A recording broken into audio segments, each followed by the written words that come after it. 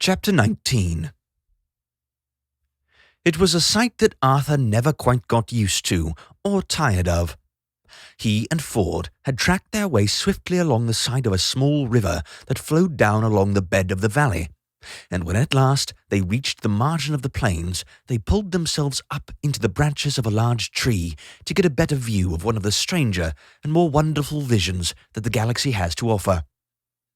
The great thunderous herd of thousand upon thousand of perfectly normal beasts was sweeping in magnificent array across the Anhondo plains.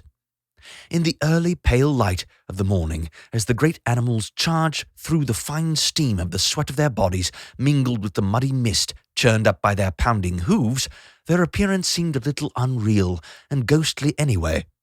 But what was heart-stopping about them was where they came from and where they went to, which appeared to be, simply, nowhere.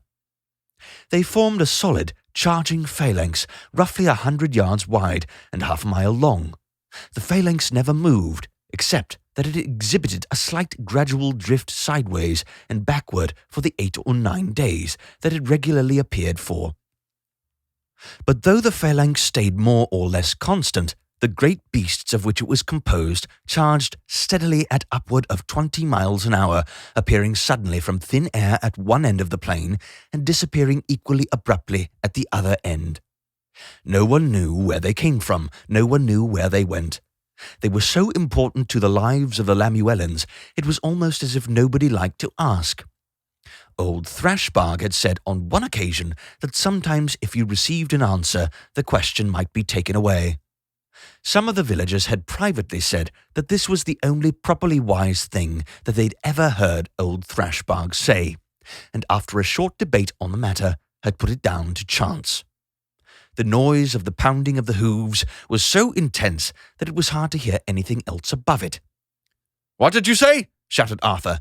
"I said," shouted Ford, "this looks like it might be some kind of evidence of dimensional drift."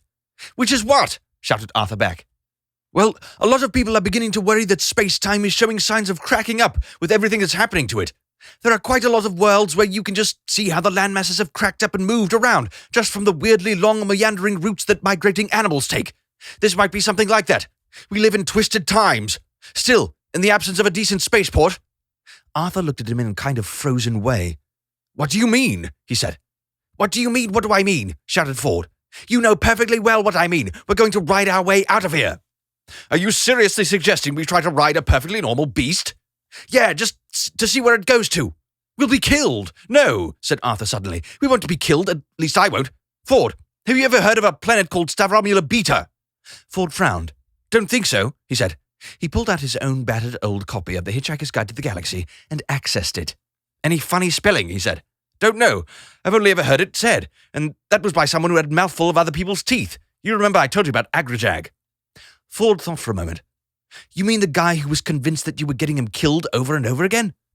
"Yes. One of the places he claimed I'd got him killed was Stavromula Beta. Someone tries to shoot me, it seems. I duck, and Agrajag, or at least one of his many reincarnations, gets hit. It seems that this has definitely happened at some point in time, so I suppose I can't get killed at least until after I've ducked on Stavromula Beta, only no one's ever heard of it." Ford tried a few other searches of the Hitchhiker's Guide, but drew a blank. "Nothing," he said. "No, I've never heard of it," said Ford, finally. He wondered why it was ringing a very, very faint bell, though.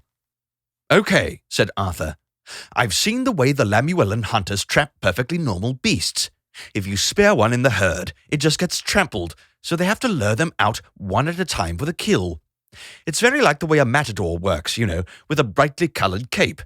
You get one to charge you, and then step aside and execute a rather elegant swing through with the cape. Have you got anything like a brightly coloured cape about you?" "This do?" said Ford, handing him his towel.